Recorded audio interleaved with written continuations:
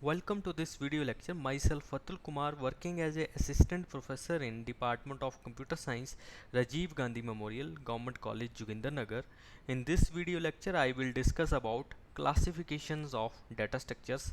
So, data structures are classified in various ways. These classifications include linear data structures, non-linear data structures, static and dynamic data structures, homogeneous and non-homogeneous data structures. So in this diagram we have basically two type of data structures in the front end. One is primitive data structure and other is non-primitive data structures.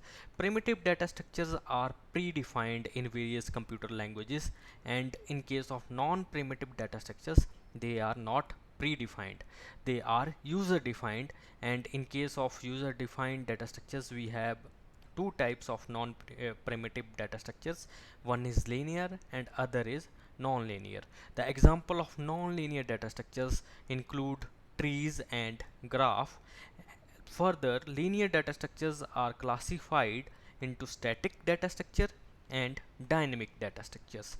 In the example of static data structure is array, and the example of dynamic data structures are linked list, stacks and queues. So firstly I will discuss what is linear and what is non-linear data structures. So in case of linear data structures, the elements forms the linear sequence. So if the elements are in linear form, then those kind of data structures are called as linear data structures. Means the data stored in linear kind of data structures form a linear sequence. And the example of linear kind of data structures are arrays, linked list, queues and stacks. In case of non-linear data structures, we have the elements that doesn't form any kind of linear sequence. And the example of non-linear data structures are trees and graphs. Next we have static and non-static, that is dynamic data structures.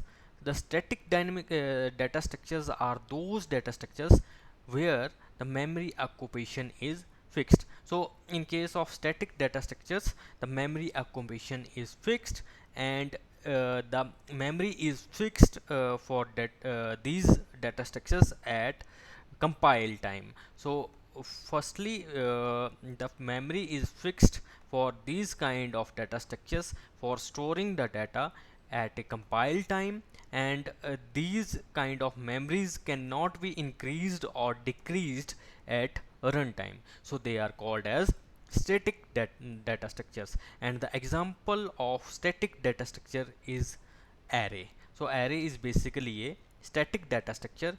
The memory is defined at the compile time for storing the data, and we can't increase or decrease the memory allocated to an array at runtime. So the size of an array is declared at compile time and it cannot be changed during the runtime. So this kind of data structure is called as static data structure. Next we have a dynamic data structure. The dynamic data structures are those where the memory allocation are not fixed, or they can be changed, or they can be increased or decreased at runtime. The example of non-static or dynamic data structures are linked list. So the size of linked list or the memory allocation to the linked list can be changed during the runtime of a program.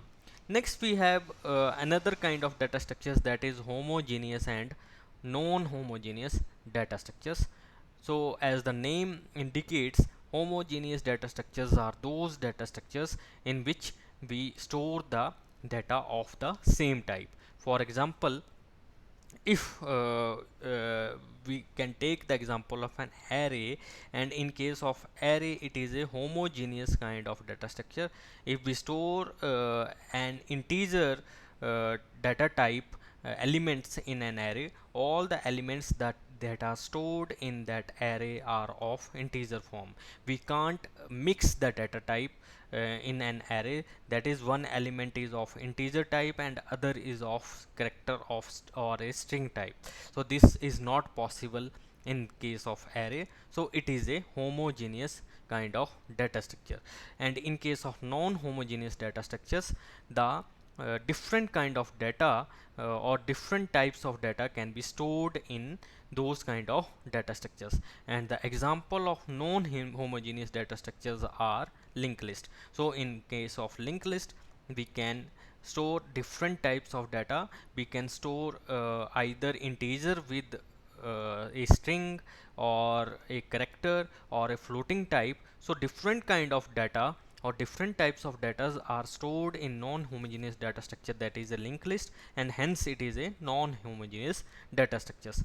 Other kind of data structures like stacks, queues, trees and graphs can be homogeneous and or non-homogeneous depending upon the implementation or a programming implementation detail using an array. If they are implemented with the help of an array, then it is a homogeneous kind of data structure.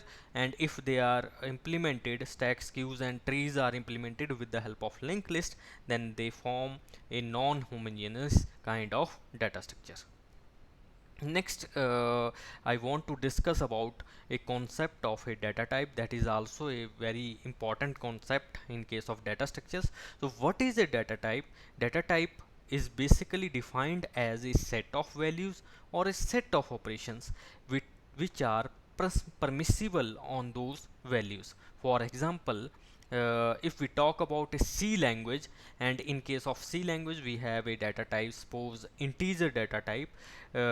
They have a set of values, and those values are integer values, and the range of these values that is permissible by a variable of a type integer ranges from -32768 to 32767. So this one is a range, and all the values that are in between those can be stored in a variable of integer type in case of C language. So this one is the data type, and data types are classified basically into two broad categories.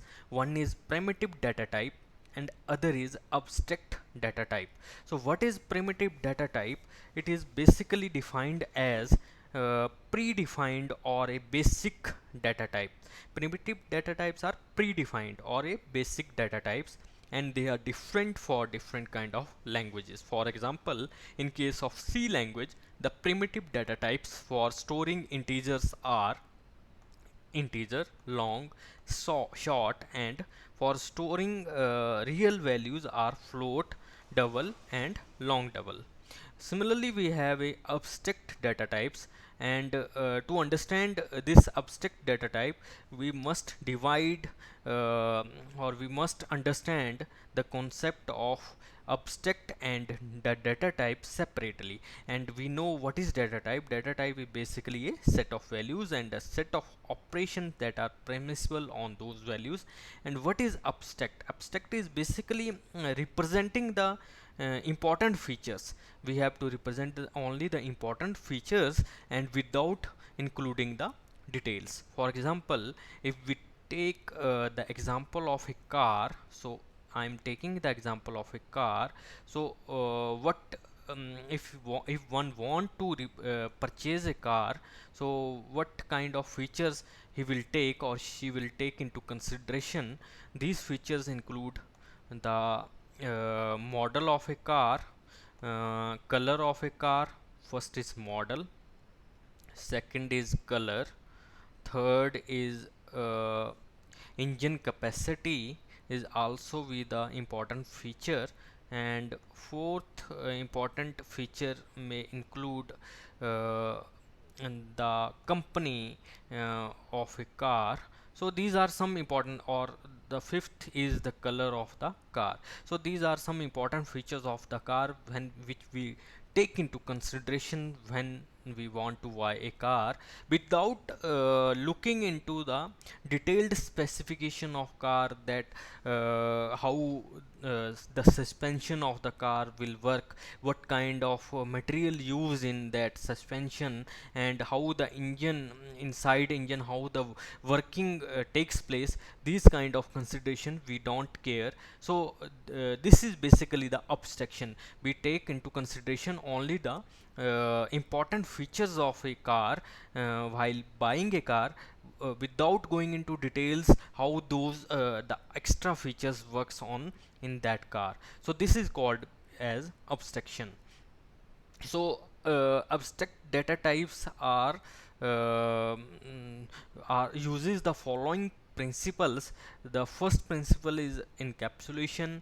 Then we have a abstraction. Encapsulation means just wrapping up a data and the operations that operate on data in a single unit. So when we wrap up a data uh, and a operations and that operate on that data into a single unit, then it is called as encapsulation. And these data and operations are um, just different for different kind of objects in those kind of abstract data types. The second important principle is abstraction, and abstraction is basically the hiding the important details or in detail of implementation uh, without and just highlight the or just highlight the important features. For example, if we take the example of a stack, so stack is a abstract data type and it has only two operations. The first operation is push and other is pop. I will discuss those operations in the next video lectures. So without going into details how the stack is implemented, the stack is implemented either by using array or a linked list, depending upon it is a static data structure and it is a dynamic data structure. What we don't go into the details how this stack is implemented programmatically, but every stack either it is implemented with the help of array or either it is implemented with the help of linked list. It has two operations, one is push and other is pop. So we just consider these two operations, push and pop, for the implementation of a stack, and hence it is a abstract data type. Similarly, we have queue is also abstract data type, tree is also abstract data type, and in case of queue it is also implemented with the help of either array or linked list, but without going in knowing the detail of whether the queue is implemented using array and linked list, we can either perform insertion in the queue or deletion in the queue. So it is also a kind of abstract data type. Similarly, we have a example of tree data structure. Next we have how the data structure is different from file organization. So basically file organization is the study of storing the data records into the file. So if we want to store some data into a file, then the study of those storing records into a file is called as file organization. And for file organization there are different kind of techniques like sequential file organization, random and indexed sequential file organization. So these techniques differ in record sequencing and retrieval methods. Similarly, data structures have the same concept, but they differ in the following aspects. The first aspect is implementation details and other is access methods. In case the data structures are thought to be in the main memory, data structure, when we implement data structure, it will always take into consideration of the main memory, that is RAM. And the file organization, it always take into a consideration of auxiliary storage, that is a secondary memory, and it includes either tapes and disk. So thanks for watching this video lecture.